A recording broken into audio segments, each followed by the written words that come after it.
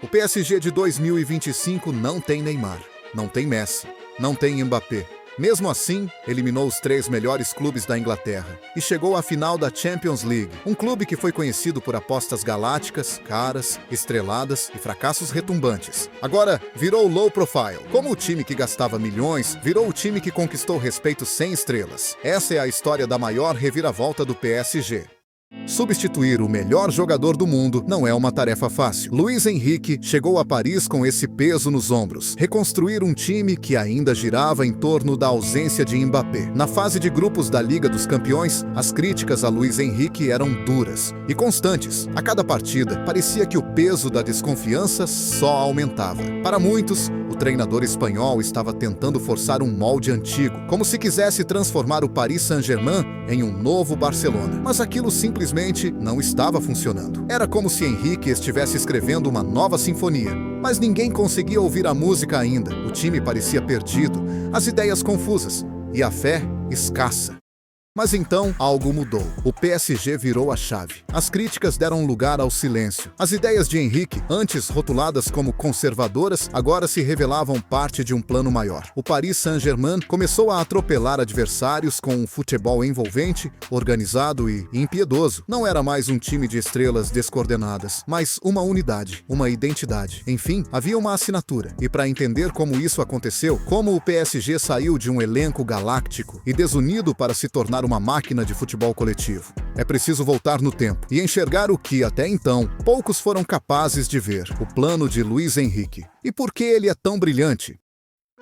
Os torcedores mais antigos sabem o quanto o clube evoluiu. Eles lembram do que era o PSG antes dos bilhões, antes das estrelas, antes até do sonho de conquistar a Champions League. Naquela época, Paris Saint-Germain era só um nome bonito, porque identidade mesmo não tinha. Mesmo estando numa das cidades mais glamurosas do planeta, quase ninguém ligava para o PSG. Quando o fundo do Qatar comprou o clube, em 2011, o Paris só tinha 2 títulos franceses, um em 1986 e outro em 1994. Isso colocava o clube atrás de Saint-Étienne, Marseille, Lyon, até do Nantes. Em 2008, por exemplo, quase caíram para a 2ª divisão. Terminaram o campeonato em 16º, escapando do rebaixamento só na última rodada. A torcida estava revoltada. Naquela época, Ronaldinho foi uma das grandes promessas do clube. Foi no PSG que Ronaldinho começou a se destacar de verdade no futebol europeu, chamando a atenção do mundo. Apesar de todo o seu talento, o PSG daquela época ainda não conseguia se transformar em um time campeão. O clube tinha o brilho de Paris, mas não tinha estrutura, títulos ou força internacional. Até que veio o dinheiro. Quando o Qatar Sports Investment assumiu, eles não queriam apenas transformar o PSG em um time de elite. Eles queriam criar uma marca global. Dentro de campo, eles tinham uma meta: ganhar a Champions League. E começaram como qualquer um começaria no modo carreira do FIFA, contratando as estrelas. Na época, o futebol italiano estava no seu auge. De lá vieram Zlatan Ibrahimovic e Thiago Silva, Marco Verratti, Lavezzi e no comando, ninguém menos que Carlo Ancelotti, nada melhor que um técnico italiano para combinar com o elenco. A Europa começou a olhar para Paris com outros olhos. Deixaram de ser um time pequeno para se tornar uma ameaça. Em 2013, chegou Cavani, um dos atacantes mais temidos do mundo.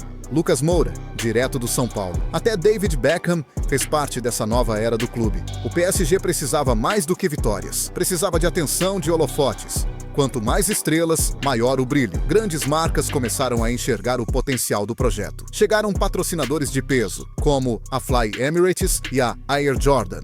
Com o elenco recheado, o time disparou na League One. Mas na Champions, a história era outra. Na temporada 2013-2014, atropelaram na fase de grupos e depois passaram fácil pelo Bayer Leverkusen. Mas nas quartas, veio o Chelsea. Venceram o primeiro jogo, mas no segundo, tomaram a virada. As estrelas estavam lá, o dinheiro também, mas ainda faltava algo. E aí veio a cicatriz mais profunda, o jogo histórico. PSG contra Barcelona. O primeiro jogo foi um espetáculo. 4-0 no Parque dos Príncipes. Parecia o início de uma nova era. Mas aí veio o jogo da volta e o maior pesadelo da história do clube. O Barcelona virou 6-1. O mundo chamou de La Remontada. Pro PSG, foi um trauma que nunca desapareceu. A partir daí, ficou claro: dinheiro não compra a história. O time tinha Cavani, Di Maria, Thiago Silva, mas, quando mais precisavam, desmoronaram. Algo precisava mudar.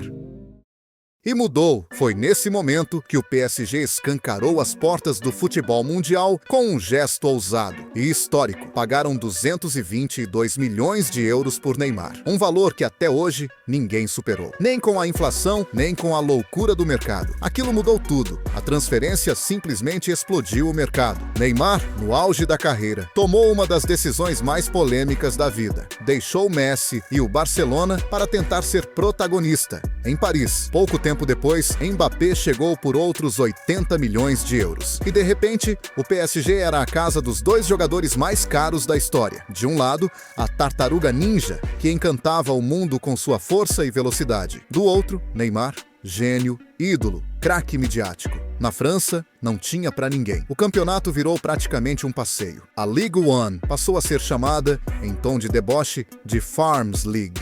Na teoria, o time era imbatível. Na temporada 2018 a 2019, tudo indicava que o PSG superaria seus traumas. Derrotaram o Manchester United em Old Trafford por 2-0, sem Neymar.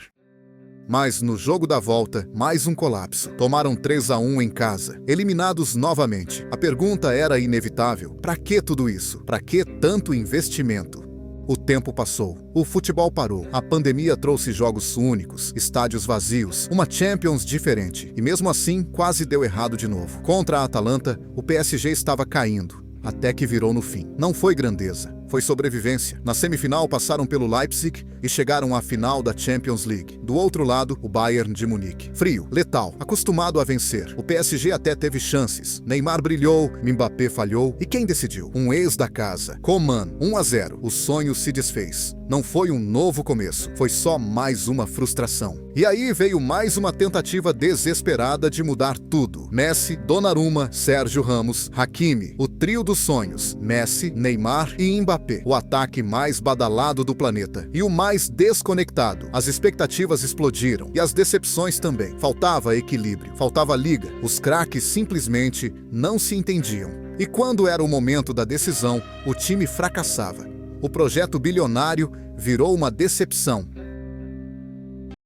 Aí, o PSG fez algo que poucos esperavam. Mudou a filosofia. Decidiu apostar em alguém que conhecia o caminho das vitórias como poucos. Um cara que já tinha vencido tudo. Um nome que, ironicamente, já tinha causado uma das maiores dores da história do próprio PSG. Luis Enrique, campeão com o Barcelona, ex-treinador da seleção espanhola, ele chegou com um recado claro. Nada de estrelismo, nada de ego inflado. O papo era outro. Montar um time de verdade. Esqueça os galácticos. O foco agora era um grupo unido, faminto, comprometido. Desde o primeiro treino, já dava para sentir que algo tinha mudado. Sem Messi, sem Neymar e ainda assim com um projeto mais sólido do que nunca. Luis Enrique deixou claro que ninguém estaria acima do coletivo. Em 2024, fez um pedido direto ao seu principal jogador. Mbappé, você precisa correr pelo time, como Jordan corria pelos companheiros. Mesmo assim, a mudança real ainda não havia chegado. O PSG avançou na Champions, superou o Real Sociedad com a genialidade de sempre, a de Mbappé. À medida que os jogos pesavam, no entanto, o coletivo ainda parecia preso a momentos isolados, lampejos. Um único nome. Nas quartas, o velho fantasma. Barcelona. Em Paris, derrota por 3-2. De novo, a história se repetia. Na volta, no entanto, algo começou a virar. No Camp Nou, o time mostrou sinais de amadurecimento, mesmo que por instinto, mesmo que sem todos no mesmo ritmo. PSG 4-1, classificados com autoridade. Eliminados na semifinal pelo Dortmund, sim. Ainda assim, algo ficou. O esboço de um novo PSG. E então, chegou 2025, sem Mbappé. O ciclo de um dos maiores jogadores da história do clube se encerrava. E pela primeira vez, o PSG partia para a Champions League, sem depender de uma estrela. O início foi complicado, e muitos pensaram que cairiam ainda na fase de grupos. Mas o time cresceu, juntos, na base do esforço, da coletividade. O time jogava melhor sem Mbappé. Defensivamente, o PSG se mostrava mais compacto. E, para surpresa de muita gente, o ataque estava mais afiado do que nunca. E aí vieram os ingleses. Liverpool, eliminado. Aston Villa, pra casa. Arsenal, superado. O PSG estava de volta à final da Champions League, e dessa vez sem Messi, sem Neymar e sem Mbappé, com algo que nunca tiveram de verdade: um time. Durante mais de uma década, o PSG perseguiu esse sonho. Eles já foram apelidados de Clube do Modo Carreira, acusados de gastar como se estivessem no videogame. Mas a Champions nunca foi sobre nomes, foi sempre sobre entrega, coletividade e paciência. E talvez, só talvez, agora que Paris aprendeu a correr junto, como time, esse sonho esteja, enfim, ao alcance das mãos.